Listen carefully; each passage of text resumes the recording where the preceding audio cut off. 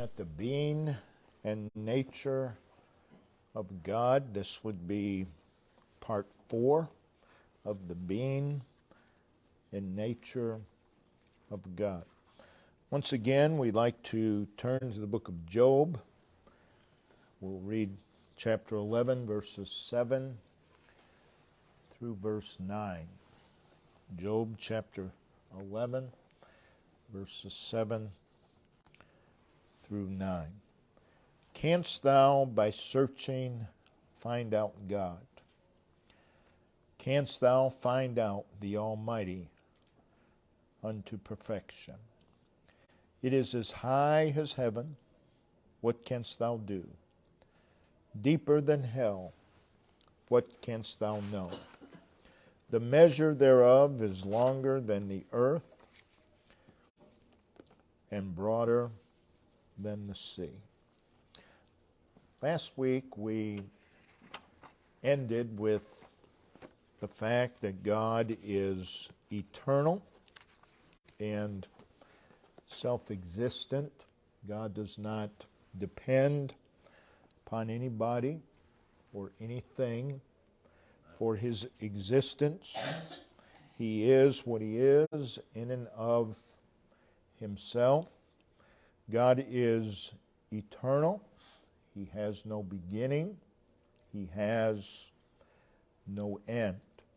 And his eternity, of course, is declared throughout the Word of God. And we want to look at a few of those verses. In the book of Genesis, chapter 21, the book of Genesis, 21 verse 33, just notice the last 3 words of that verse, the everlasting God. That speaks of his eternity. In Psalm 90, the 90th Psalm, and verse 2, we read, Before the mountains were brought forth, or ever thou hadst formed the earth and the world, so it's before beginning, even from everlasting to everlasting, thou art God. And then notice in Psalm 102, verses 26 and 27. He speaks of the foundation of the earth in verse 25 and the fact that the heavens are the work of his hands. They shall perish. That is, the heavens, the earth. But thou shalt endure. Yea, all of them, what God created, shall wax old like a garment. As a vesture shalt thou change them, and they shall be changed. But thou art the same. That speaks of the immutability of God, and we'll get to that another time. And thy years shall have no end. No end. No beginning, no end. In Isaiah chapter 40 and verse 28, Hast thou not known, hast thou not heard that the everlasting God, the Lord, the Creator of the ends of the earth, fainteth not, neither is weary. There is no searching of his understanding. What we're interested in there is that phrase, the everlasting God. The everlasting God. In Isaiah 57, verse 15,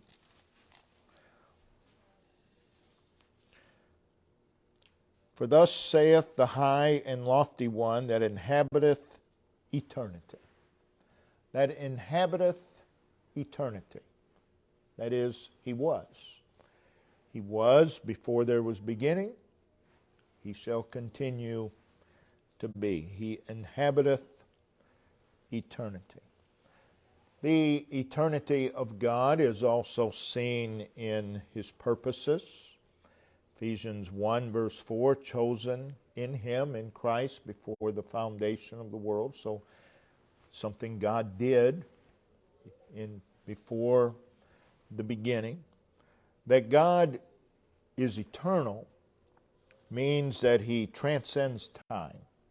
He's not controlled by time. He transcends. He's greater than time. That brings us to the next point. God in His being is immense.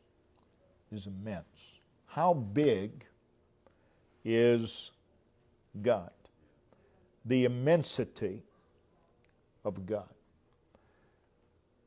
It is declared in various ways throughout the Scriptures. Solomon spoke of the immensity of God.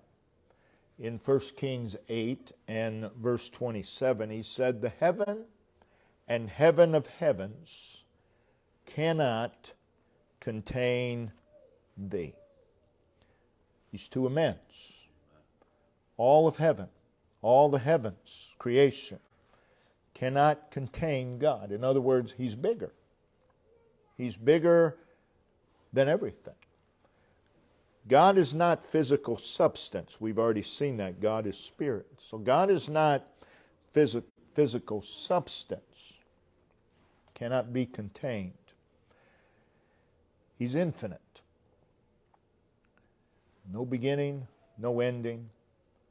He's infinite. Everything else is finite.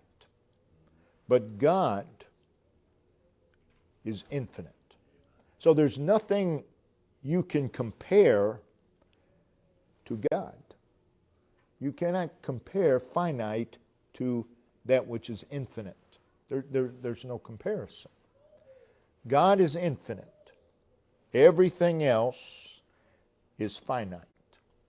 God, as we've already seen, is self-sustaining. Everything else is dependent upon God.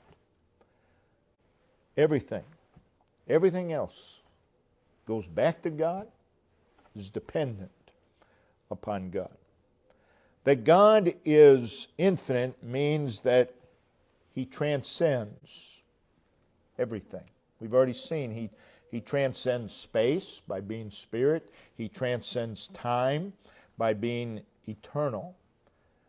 But that He is infinite means that He transcends everything. And by that we simply mean He is exceedingly above and greater than.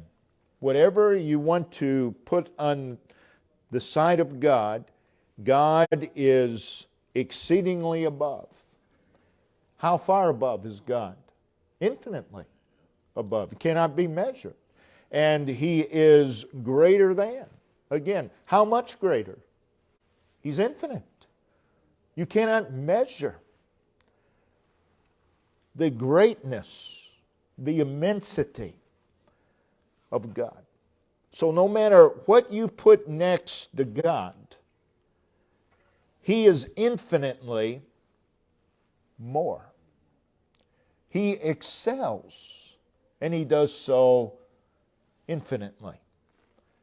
He goes beyond. And again, He does so infinitely. He's bigger. He's bigger. Man has this tendency to bring God down to their level. Why would you want to do that? Why would you want a God that is on your level? We don't want a God, and we don't worship a God that is on our level. We worship a God who's more, infinitely more. He excels. He goes beyond. He's bigger. Whatever you put on the side of God, God is more remarkable. God is more magnificent. God is superior. How much more remarkable, how much more magnificent, how much more superior, infinitely so. Again, there's nothing that you can compare to God. And people do it all the time. They try, and I understand, they want, in order to understand, you have to have something that we can relate to. So they begin to make a comparison between that which is finite with God. But that's dangerous ground, because there is no comparison. There is no comparison to God. So when we talk about His immensity, we're really talking about His greatness. His greatness. That's a word that is used very loosely today. Well, that's great. We're talking about the greatness of God. Notice in Exodus chapter 15. Exodus 15, verse 7. Children of Israel have been brought across the Red Sea, and Exodus 15, they're singing praise to God. In verse 7 it says, "And in the greatness of thine excellency." The greatness of thine excellency. Now think of the word excellency. It's that which excels. So when we talk about His excellency, we're talking about God excelling everything else. But it's not just His excellency, it's the greatness of thine excellency. And how great is His excellency? Again, it's infinite. You can't measure it. God is so immense. So in the greatness of thine excellency, thou hast overthrown them that rose up against thee. Whoever rises up against God is nothing to God. It's a drop in a bucket. It's nothing. That rose up against thee, thou sendest forth thy wrath, which consumed them as stubble. No difficulty with God. There is no level of difficulty with God. In 1 Chronicles 29, 1 Chronicles 29, verses 11 and 12.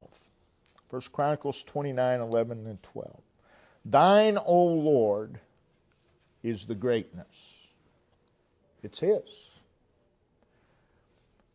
And the power, and the glory, and the victory, and the majesty, for all that is in the heaven and in the earth is thine. Thine is the kingdom, O Lord, and thou art exalted. He's lifted above, has head above all. How far is He exalted above all? It's infinite. It cannot be measured. Cannot be measured. Verse 12, both riches and honor come of thee, and thou reignest over all. And we'll get to this later. Another lesson. God is over all.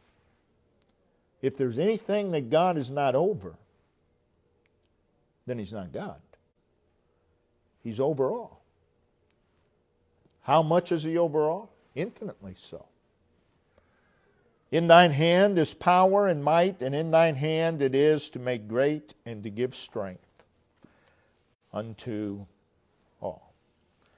Throughout the Psalms, the psalmist exclaimed with great wonder and great amazement the greatness of God.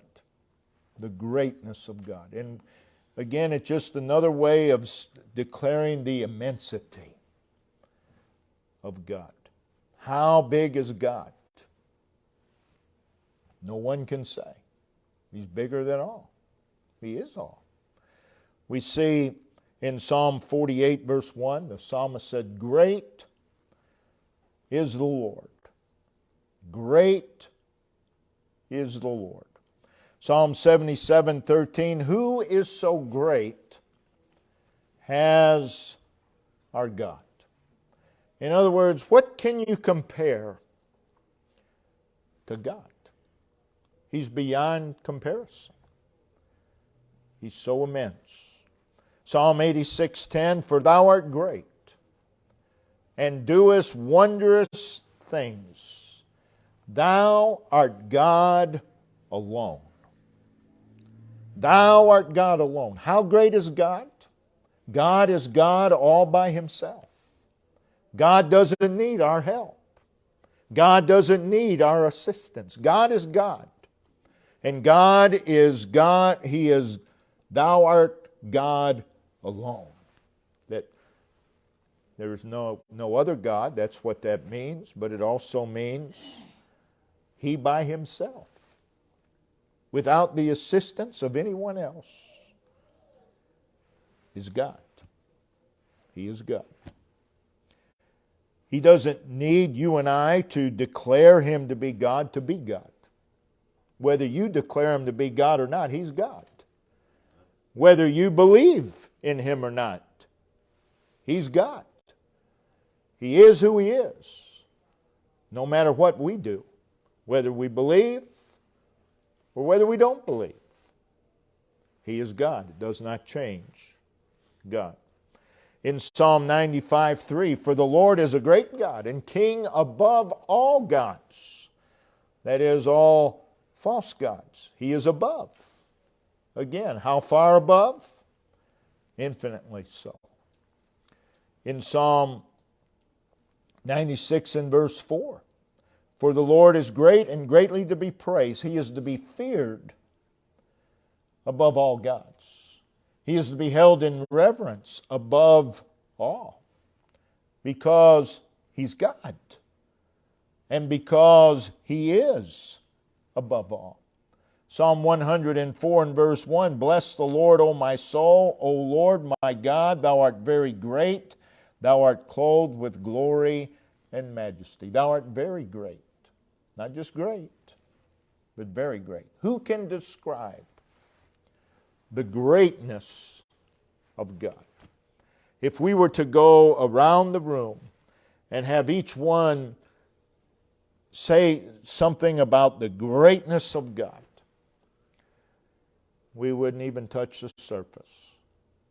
We haven't even begun to know the greatness, the immensity of God. We read of His excellent greatness in Psalm 150 and verse 2. That is, His greatness excels. His greatness is excellent. It excels. It excels all other greatness. John 10, verse 21, Jesus said, "My Father is greater than all." He's greater than all. And again, that's infinitely so. So the greatness of God is beyond measure. It's beyond measure. You cannot measure God. It is also beyond human comprehension. And that's what we read there in Job chapter 11, verses 7 through 9. We can know of God. We can know some truths concerning God. But we do not fully comprehend God. He's too great. Notice in Psalm 89 and verse 6.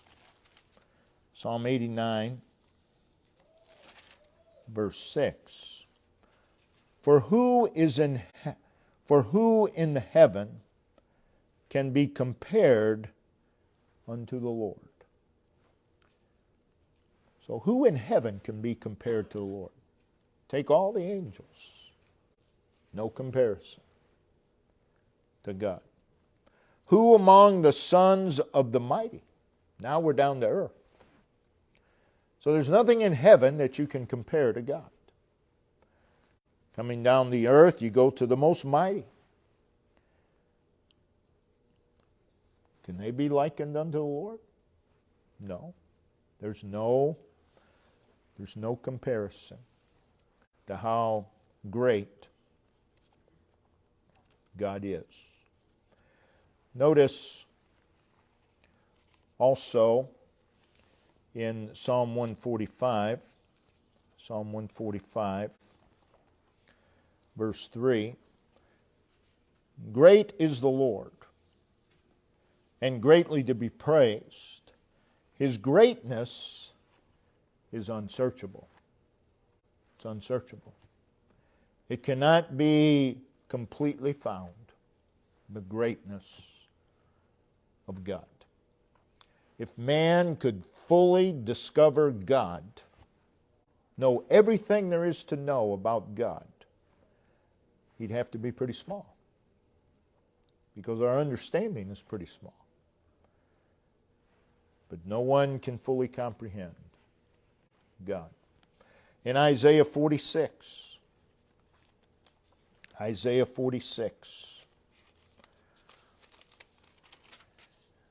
in verse 5, to whom will ye liken me, and make me equal, and compare me, that we may be like? God has no comparison.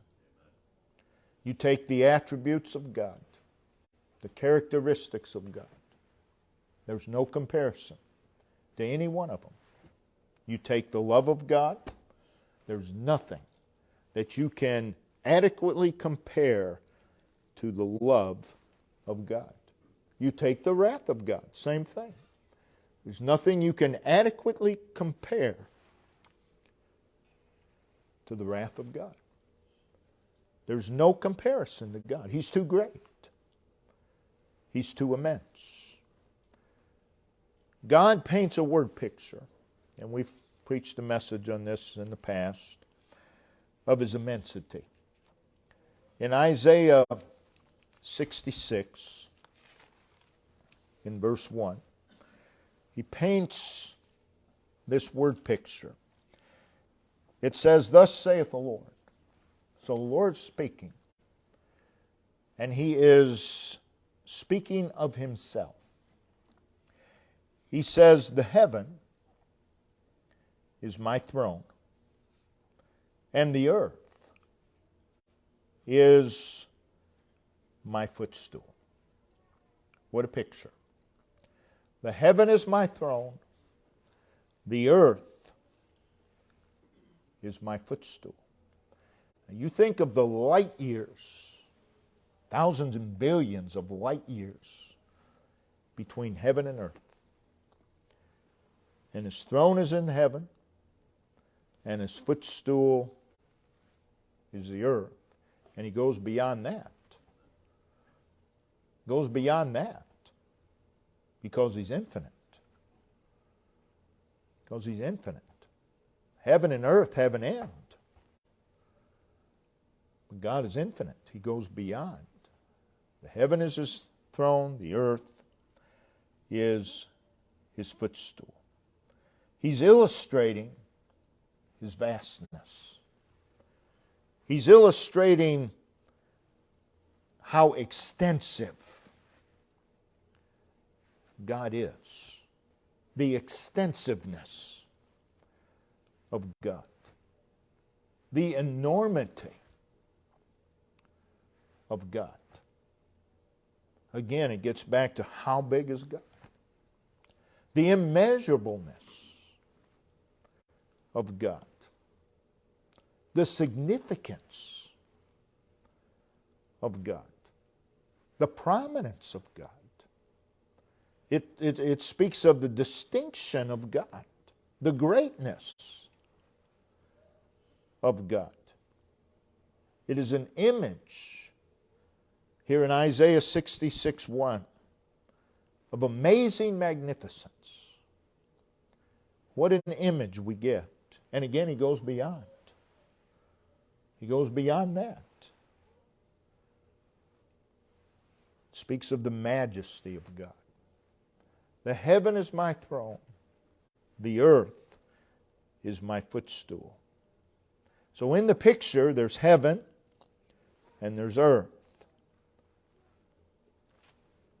That's inconceivable. The distance between the two is inconceivable. But there is God. There He is.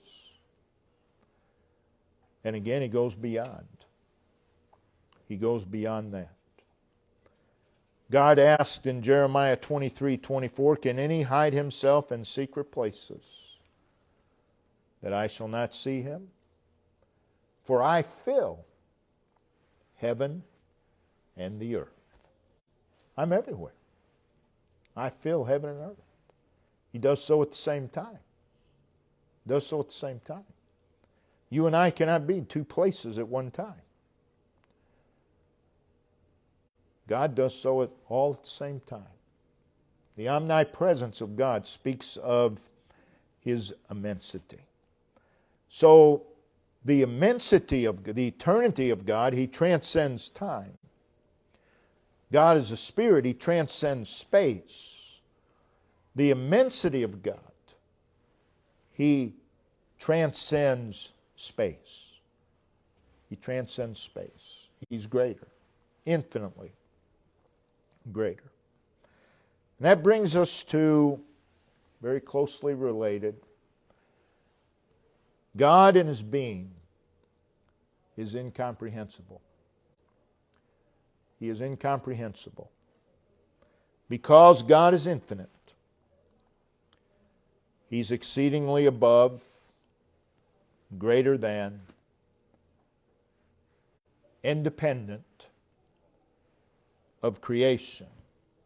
He's endless. He's inexhaustible.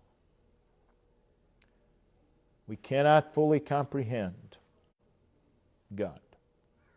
He cannot completely be understood or known.